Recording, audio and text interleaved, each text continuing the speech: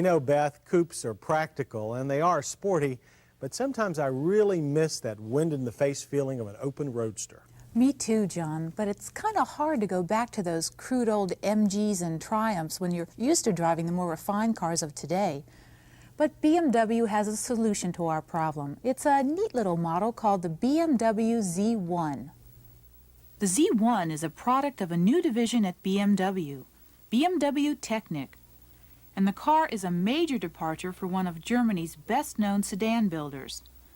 The Z1 is sort of a modern version of the famous BMW 328 Roadster of 1936. The body has bolt-on plastic panels in the style of the Pontiac Fiero, and the underbody has a series of spoilers and air channels similar to those used on Formula One racers. The Z1 is built on a galvanized steel frame with unusually high side sills for safety. The engine position is called mid-front, which means it sits behind the front wheel center line, about where you'd find the transmission in most cars.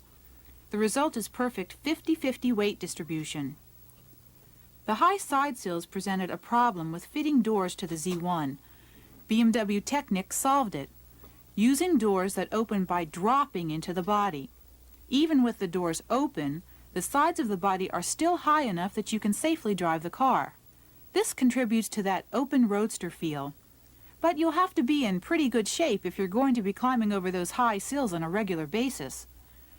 The rear-drive Z1 is powered by the same fuel-injected six-cylinder that drives the 325i.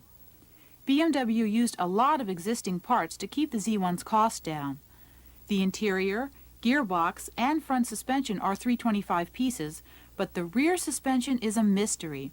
BMW Technik refuses to talk about it. It may be a new design for use in future 3 Series cars. BMW calls the Z1 a test bed, but we're pretty sure they're planning to produce it. The car has already been fully crash tested and meets U.S. safety standards. And BMW wouldn't have used so many existing parts in the design if they hadn't planned on producing the car.